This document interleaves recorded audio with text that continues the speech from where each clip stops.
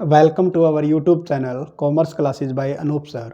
आज का हम जो टॉपिक करने वाले हैं वो है पेपर 2 कॉमर्स से रिलेटेड, जिसमें हम पढ़ेंगे बिजनेस फाइनेंस। अपनी एक यूनिट है पेपर 2 के अंदर। उस बिजनेस फाइनेंस का एक टॉपिक आपका कैपिटल स्ट्रक्चर। तो आज हम जो बात करेंगे वो कैपिटल स्ट्रक्चर के रिगार्डिंग करेंगे।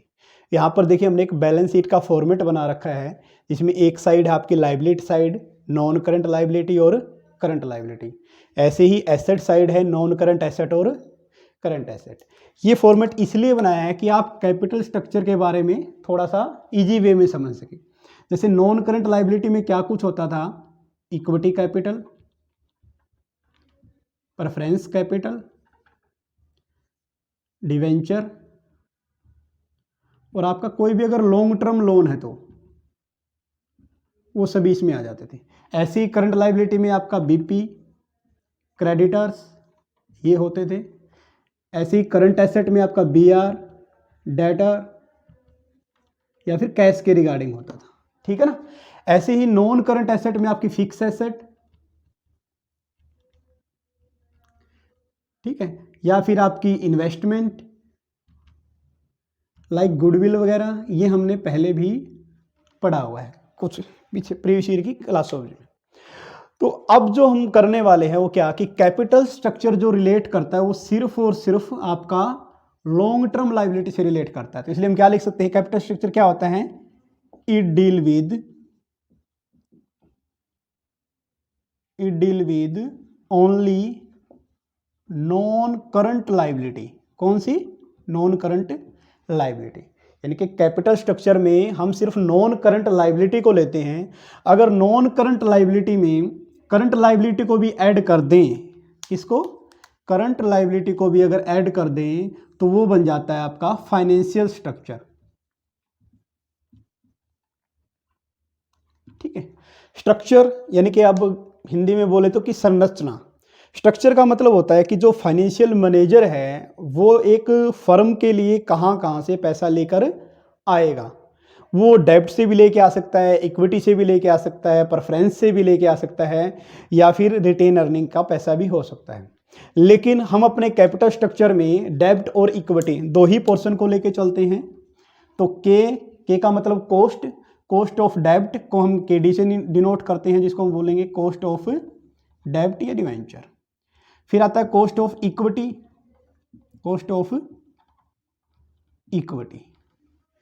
ठीक है ना।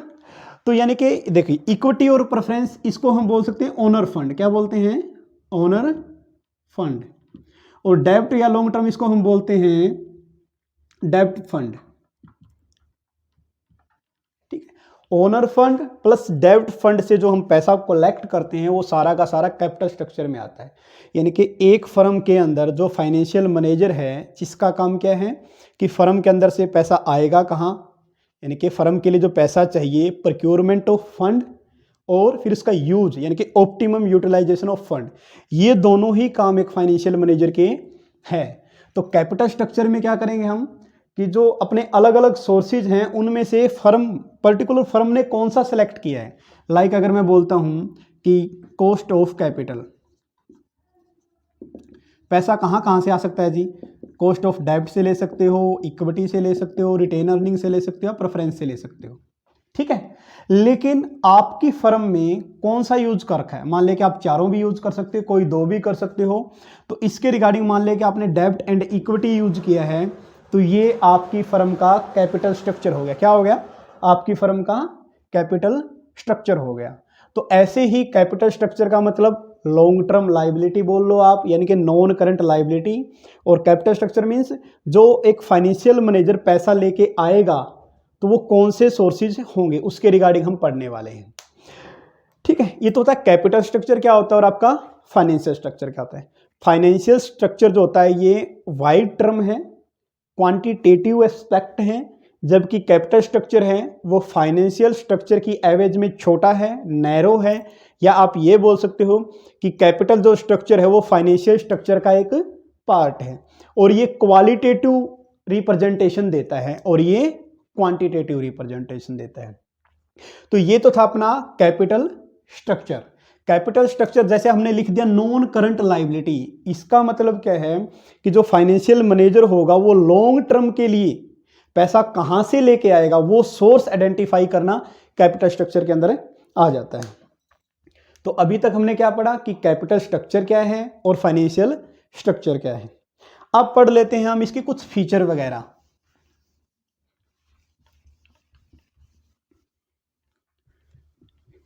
फीचर्स, कैरेक्टरिस्टिक्स क्या कुछ होती है कैपिटल स्ट्रक्चर की।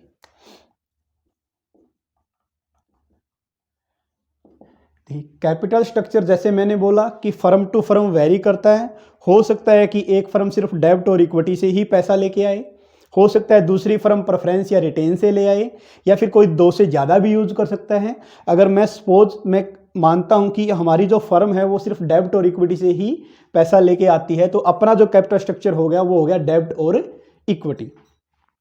तो जो फीचर है नंबर 1 कि जो भी फाइनेंशियल मैनेजर है वो सेलेक्ट करेगा कि कहां कहां से पैसा आना है। तो सबसे पहले वो देखता है profitability. Profitability means capital structure इस तरीके से होना चाहिए कि उसकी कॉस्ट किसकी, जो भी आप पैसा लेके आ रहे हो जहां जहां से, लाइक डेब्ट, इक्विटी, प्रेफरेंस या रिटेन अर्निंग, इनकी जो ओवरऑल कॉस्ट है, ठीक है ना, या कॉस्ट ऑफ कैपिटल बोल लो आप, कॉस्ट ऑफ कैपिटल। कैपिटल का मतलब होता है कि जहां से पैसा लेके आएंगे उसकी कॉस्ट कितनी है। लाइक अगर बैंक से अगर आप लोन लेते हो 10 लाख रुपए का और उस पर आपको 2% इंटरेस्ट देना पड़ता है, तो जो 2% इंटरेस्ट है ना वो क्या कहलाएगी, कॉस्ट, और 10 लाख रुपए क्या कहलाएंगे, कैपिटल। तो ऐसे ही आप डेब्ट से पैसा ले सकते हो, इक्विटी से ले सकते हो, प्रेफरेंस से ले सकते हो और रिटेन अर्निंग से लेते हो।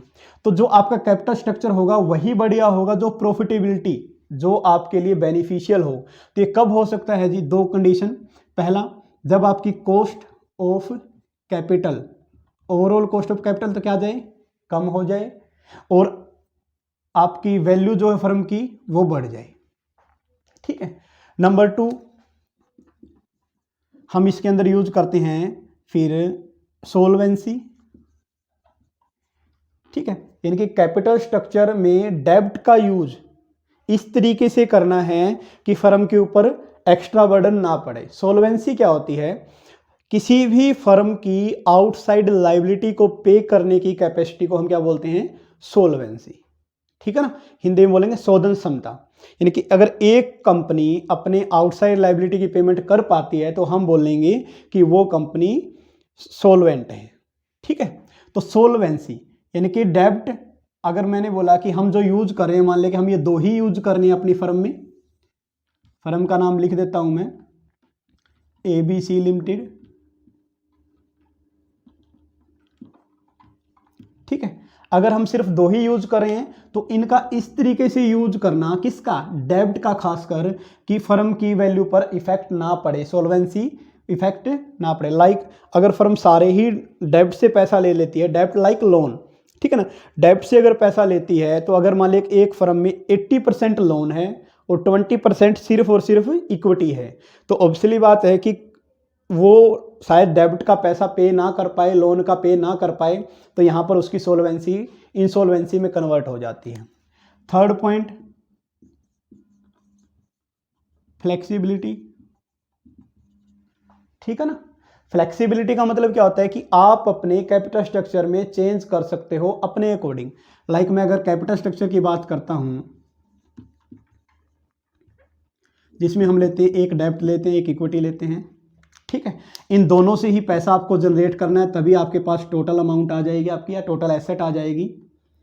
तो डेब्ट का मान लिया कि मैंने बोला कि 30% अगर आप डेब्ट लेते हो, 70% ये, टोटल 100, यानी कि आपको टोटल रखना है मान लिया 100 का 100। तो अब अगर हम डेब्ट को बढ़ा रहे हैं तो हमें क्या करना पड़ेगा, इक्विटी को कम करना पड़ेगा। अगर हमें डेब्ट को और बढ़ा दिया तो इक्विटी को और कम करना पड़ेगा।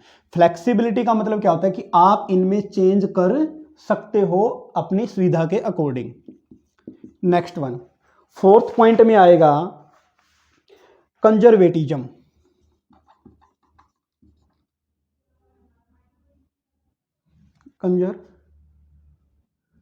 कंजर्वेटिज्म यानी कि रूढ़िवादिता बोल सकते हो आप। क्या होता है कंजर्वेटिज्म अगर हम बात करते हैं तो इसके अंदर क्या है कि फर्म अपने डेब्ट का यूज इतना ही करेगी जितना उसको करना चाहिए। अगर फर्म ने डिसाइड कर लिया कि हमें सिर्फ 40% ही डेब्ट चाहिए तो 40% ही डेब्ट से पैसा लेगी, यानी कि जो डेब्ट की कैपेसिटी है, यानी कि जो फर्म की पेमेंट करने की कैपेसिटी है आउटसाइड लायबिलिटी को, सिर्फ वहीं तक उसको पैसा लेना चाहिए, उससे ज़्यादा नहीं लेना चाहिए। कहने का मतलब कंजर्वेटिज्म का मतलब रिस्क नहीं लेना, ये बहुत आप बोल सकते हो। और लास्ट और फिफ्थ पॉइंट आता है कंट्रोल। कंट्रोल का डायरेक्ट रिलेशन होता है इक्विटी कैपिटल से। अब देखो, अगर नए शेयर इशू कर दिए तो इक्विटी कैपिटल है अब वो ज़्यादा हो जाएगी, यानी कि शेयर पहले 100 थे, आपने नए शेयर 50 और इश्यू कर दिए तो अब कितने हो गए 150। तो पहले जो डिसीजन लेते थे वो सिर्फ 100 शेयर होल्डर मिलकर लेते थे, लेकिन अब कितने लेंगे 150 लेंगे। तो इसलिए क्या होगा, कंट्रोल कम हो गया, यानी कि न्यू इक्विटी शेयर इशू करने से कंट्रोल कम होता है। तो ऐसे ही कंट्रोल कितना रखना है, कंट्रोल ज़्यादा रखना है तो एग्जिस्टिंग शेयर होल्डर रखेंगे, हम डेब्ट से पैसा लेंगे इक्विटी से नहीं। अगर कंट्रोल को कम रखना है तो हम इक्विटी से पैसा ले लेंगे, डेब्ट से नहीं। ये कुछ फीचर वगैरह थे किसके, कैपिटल स्ट्रक्चर के। कौन कौन से, प्रॉफिटेबिलिटी कि कैपिटल स्ट्रक्चर ऐसा हो जो प्रॉफिटेबल हो, सोल्वेंसी पर इफेक्ट ना डाले, नेगेटिव इफेक्ट ना डाले जो आप ये कॉम्बिनेशन ले रहे हो वो, फ्लेक्सिबिलिटी अपने सुविधा के अकॉर्डिंग आप उसमें चेंज कर सकते हो, कंजर्वेटिज्म जितनी आपकी पेइंग कैपेसिटी है डेब्ट की आप सिर्फ उतना ही डेब्ट यूज करो फर्म के अंदर, कंट्रोल कि इक्विटी को हाथ में कंट्रोल रखना है या नहीं रखना, ये आ जाता है आपके फीचर में। नेक्स्ट आता है determinants, third point, determinants of capital structure, of capital structure. ठीक है, डिटर्मिनेंट्स ऑफ कैपिटल स्ट्रक्चर। देखिए डिटर्मिनेंट्स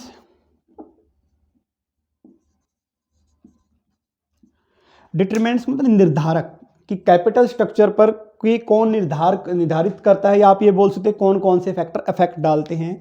तो नंबर 1 आता है इसमें trading on equity, trading on equity, या इसको फाइनेंशियल लीवरेज भी बोल सकते हैं। क्या बोल सकते हैं, financial leverage and EBIT EPS, पहला पॉइंट। नेक्स्ट पॉइंट आता है growth and stability of sale, growth and stability of sale. पहले पॉइंट पॉइंट लिख लेते हैं फिर एक्सप्लेन करेंगे। Cost of capital,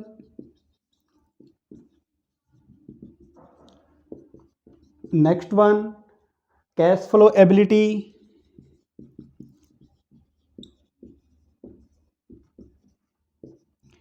fifth point आएगा कंट्रोल, सिक्स्थ पॉइंट है फ्लेक्सिबिलिटी,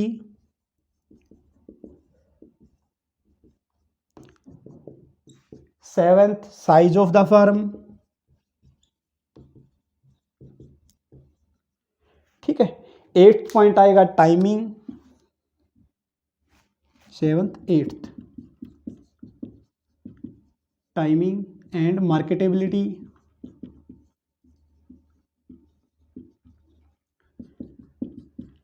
नाइन्थ पॉइंट आएगा फ्लोटेशन कॉस्ट,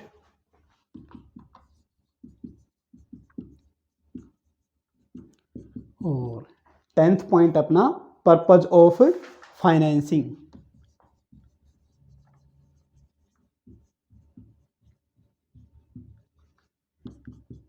और लास्ट पॉइंट आता है लीगल रिक्वायरमेंट, लीगल रिक्वायरमेंट। देखिए ये सभी फैक्टर एक फर्म के कैपिटल स्ट्रक्चर पर इफेक्ट करते हैं या उसकी डिटर्मिनेंट्स है। तो सबसे पहले आता है ट्रेडिंग ऑन इक्विटी। सबसे पहले जब हम अजम्पशन पढ़ेंगे तो ये मान के चलेंगे कि कैपिटल स्ट्रक्चर में हम सिर्फ दो ही सोर्स ले रहे हैं पैसे के लिए, एक डेब्ट और एक इक्विटी। जब हम डेब्ट और इक्विटी का यूज करते हैं तो क्या इफेक्ट होता है, पहला वन ट्रेडिंग ऑन इक्विटी या फाइनेंशियल लीवरेज। जब डेब्ट का यूज कैपिटल के साथ किया जाता है, क्या बोलोगे, डेब्ट का यूज कैपिटल के साथ किया जाता है तो उसको फाइनेंशियल लीवरेज बोल देते हैं, या ट्रेडिंग ऑन इक्विटी। या आप ये बोल लो कि एक फिक्स अमाउंट के जो आपके डेब्ट दे रखे हैं उसके साथ आप इक्विटी का यूज करते हो तो ट्रेडिंग ऑन इक्विटी, और डेब्ट का यूज करते हो इक्विटी के साथ तो फाइनेंशियल लीवरेज। बात एक ही है, डेब्ट का यूज इक्विटी के साथ करो या इक्विटी का यूज डेब्ट के साथ करो। जब हम डेब्ट का यूज इक्विटी के साथ करते हैं तो फाइनेंशियल लीवरेज बोल देते हैं, वरना ट्रेडिंग ऑन इक्विटी। ठीक है, तो डेब्ट और इक्विटी में से जो हम यूज कर रहे हैं वो कैपिटल स्ट्रक्चर पर इफेक्ट डालता कैसे। अगर आप डेब्ट का यूज कर रहे हो तो आपको टैक्स का बेनिफिट मिल जाता है। ठीक है, डेब्ट का यूज करने तो क्या हो जाए, टैक्स का बेनिफिट मिल जाता है। लेकिन अगर इक्विटी का यूज करते हैं तो इक्विटी जो होता है वो सबसे कॉस्टली सोर्स होता है, सोर्स ऑफ फाइनेंस, और डेब्ट चीपर होता है किससे, कॉस्ट ऑफ इक्विटी से। तो यहां पर ये देखना पड़ेगा कि कॉस्ट ऑफ कैपिटल कितनी ज़्यादा है, यानी कि कॉस्ट ऑफ कैपिटल भी इफेक्ट डालती है किसकी रिगार्डिंग, डेब्ट और इक्विटी के रिगार्डिंग। आप ये बोल सकते हैं यहाँ पर डेब्ट का जो यूज करना चाहिए वो एक लिमिट तक ही करना चाहिए, क्योंकि इसके बेनिफिट भी है, लेकिन एक लिमिट से ज़्यादा यूज करने पर ये नुकसान भी हो सकता है। ईबीआईटी और ईपीएस, ईबीआईटी का मतलब प्रॉफिट यानी कि earning before interest and tax, इसको ऑपरेटिंग प्रॉफिट भी बोल सकते हैं। ईपीएस का मतलब होता है अर्निंग पर शेयर, यानी कि इक्विटी शेयर होल्डर को कितना पैसा मिलेगा। तो प्रॉफिट अगर किसी फर्म का ज़्यादा है तो उनको ज़्यादा भी दे सकते हैं, और प्रॉफिट अगर कम है तो फिर उनको डिविडेंड ना भी दें। तो यानी कि ये इफेक्ट डालता है कौन कौन सा, कि डेब्ट का यूज कितना कर रहे हैं और प्रॉफिट कितना है, वो दोनों बातें कैपिटल स्ट्रक्चर पर इफेक्ट डालती हैं। नेक्स्ट वन आता है growth and stability of sale. अगर किसी फर्म की लगातार सेल स्टेबल है या ग्रो कर रही है तो वो ईजिली क्या कर सकती है, डेब्ट का यूज कर सकती है। क्यों, क्योंकि जो डेब्ट के रिगार्डिंग हम बोलते हैं इसको फिक्स जो आपको इंटरेस्ट रेट देना पड़ता है, अगर आप प्रॉफिट कमा रहे हो तो आपको कोई प्रॉब्लम नहीं है। लेकिन अगर किसी फर्म की जो सेल है वो लगातार कम होती जा रही है तो उसको डेब्ट का यूज नहीं करना चाहिए। रीज़न क्या है, क्योंकि डिवेंचर होल्डर को जो इंटरेस्ट है वो पे करना ही पड़ता है, चाहे प्रॉफिट हो या लॉस हो। तो इसलिए जो आपको फिक्स पे करना पड़ता है, अगर किसी फर्म की सेल ज़्यादा है तो डेब्ट का यूज कर लो, वरना इक्विटी का यूज करना चाहिए। यहाँ हम पूरे इसके 11 पॉइंट में ये समझने वाले हैं कि सर डेब्ट का यूज करें या इक्विटी का यूज करें, तो कौन सी कंडीशन में कौन सा यूज बेटर रहता है। ठीक है, तो नेक्स्ट वन आता है कॉस्ट ऑफ कैपिटल, यानी कि ओवरऑल कॉस्ट ऑफ कैपिटल क्या है। ओवरऑल कॉस्ट ऑफ कैपिटल भी अफेक्ट डालती है आपके कैपिटल स्ट्रक्चर का डिसीजन लेने में। यानी कि किसी फर्म की अगर ओवरऑल कॉस्ट ऑफ कैपिटल कम है तो आप के लिए पॉजिटिव या ऑप्टिमम कैपिटल स्ट्रक्चर को रिप्रेजेंट कर रहे हैं, वरना इसके रिवर्स चला जाएगा। कैश फ्लो एबिलिटी, यानी कि जहां पर एक फर्म ने इन्वेस्टमेंट किया है तो वहां से कैश इनफ्लो कितना जनरेट कर रहे हैं। अगर आप ज़्यादा इनफ्लो जनरेट करते हो तो आपका कैपिटल स्ट्रक्चर बढ़िया है, यानी कि इस तरीके से यूज करना कि आपको इनफ्लो ज़्यादा आए। और नेक्स्ट आता है कंट्रोल। कंट्रोल के रिगार्डिंग क्या है कि इक्विटी शेयर होल्डर के पास कंट्रोल रखना चाहिए या नहीं रखना चाहिए, वो कंट्रोल के रिगार्डिंग आ जाता है। ठीक है ना, मतलब कि अगर आप ये मान सकते हो कि नए शेयर इशू करेंगे तो कंट्रोल कम होगा, वरना ज़्यादा। फ्लेक्सिबिलिटी, फ्लेक्सिबिलिटी बेस पर किस पे चलता है, फ्लेक्सिबिलिटी में कि जो आपका कैपिटल स्ट्रक्चर है तो आप उसमें अपने अकॉर्डिंग चेंज कर सकते हैं, वो आपका फ्लेक्सिबिलिटी को रिप्रेजेंट करेगा। फिर आता है साइज ऑफ द फर्म। अगर छोटी फर्में हैं तो आपको हमेशा ही इक्विटी पे डिपेंड होना चाहिए, और अगर फर्में ज़्यादा हैं, बड़ी फर्में हैं, तो आप डेब्ट से भी पैसा ले सकते हैं। नेक्स्ट वन आता है फिर आपका timing and marketability. Timing and marketability, timing अगर मान ले कि मंदी चल रही है, ऑब्वियसली बात है कि आपको बैंक से लोन सस्ता मिलेगा तो आप डेब्ट पे चले जाओ। अगर आपकी इन्फ्लेशन चल रही है तो बैंक में जो इंटरेस्ट रेट है वो हाई होगा, तो उस कंडीशन में आप इक्विटी पे बिलीव कर सकते हो। नेक्स्ट वन आता है फ्लोटेशन कॉस्ट। वैसे तो फ्लोटेशन कॉस्ट जो रिटेन अर्निंग होती है उसकी कोई फ्लोटेशन कॉस्ट नहीं होती। प्रीवियस ईयर में भी क्वेश्चन आया था कि फ्लोटेशन कॉस्ट कौन बियर करता है, यानी कि कौन सहन करता है। तो फ्लोटेशन कॉस्ट कंपनी द्वारा बियर की जाती है, ना कि इन्वेस्टर द्वारा। पहला पॉइंट, फ्लोटेशन कॉस्ट क्या होती है, जब कंपनी अपने नए शेयर डिवेंचर इशू करती है तो उसे पब्लिक को बताना पड़ता है कि हम जो ये शेयर इशू है ये हम इशू कर रहे हैं। तो उसके लिए चाहे ब्रोकरेज कमीशन हो, आपका प्रोस्पेक्टस फीस हो, सारा का सारा किस में आ जाता है, फ्लोटेशन कॉस्ट में। तो फ्लोटेशन कॉस्ट वैसे एज सच तो ज़्यादा इफेक्ट नहीं डालती, लेकिन फिर भी हम इसको थोड़ा सा कंसिडर कर लेते हैं। पर्पज ऑफ फाइनेंसिंग, किस पर्पज के लिए पैसा लेके आ रहा है फाइनेंशियल मैनेजर? हो सकता है कि प्रोडक्टिव पर्पज हो सकता है कि अनप्रोडक्टिव पर्पज हो। अब हमें, जैसे मैंने आपको पहले भी बताया, इन सभी पॉइंटों में ये देखना है कि इक्विटी का यूज करें या डेब्ट का यूज करें। तो अगर पर्पज है आपका प्रोडक्टिव पर्पज का मतलब क्या होता है? लाइक बैंक से अगर आपने लोन ले लिया बिजनेस करने के लिए, तो फर्दर आप उस पैसे को बिजनेस में लगाओगे और बिजनेस से पैसा जनरेट करके बैंक का लोन दे दोगे। लेकिन अगर आपने बैंक से लोन ले लिया अनप्रोडक्टिव पर्पज के लिए, लाइक किसी मैरिज के लिए ले लिया, तो जो शादी में जो खर्चा हो गया वो वापस तो नहीं मिलना, तो वो आता है अनप्रोडक्टिव। तो इसलिए बोला कि अगर प्रोडक्टिव पर्पज के लिए अगर आपको पैसा चाहिए तो आप डेब्ट से लीजिए, और अनप्रोडक्टिव पर्पज के लिए पैसा चाहिए तो आप इक्विटी की तरफ जाइए। फिर आता है लीगल रिक्वायरमेंट। इसने बोला कि जो लीगल रिक्वायरमेंट है वो टाइम टू टाइम चेंज होती रहती है, इसलिए एक फाइनेंशियल मैनेजर की ये रिस्पॉन्सिबिलिटी है कि वो सारी की सारी लीगल रिक्वायरमेंट को ध्यान में रख के ही अपना कैपिटल स्ट्रक्चर डिसाइड करें। तो ये एक अपना छोटा सा टॉपिक था कि कैपिटल स्ट्रक्चर क्या होता है, इसमें हम किस चीज़ को इंक्लूड करते हैं, इसके फीचर्स वगैरह या इसके डिटर्मिनेंट्स कौन कौन से हैं। तो ये हमारा बेसिक है। अब इसके अलावा जो हम आगे करने वाले हैं वो इसकी थ्योरीज हैं, जिसमें रिलीवेंट नॉन रिलीवेंट थ्योरीज के बारे में हम पढ़ेंगे। आपको ये हमारा लेक्चर कैसा लगा प्लीज़ कमेंट बॉक्स में ज़रूर बताइए। धन्यवाद।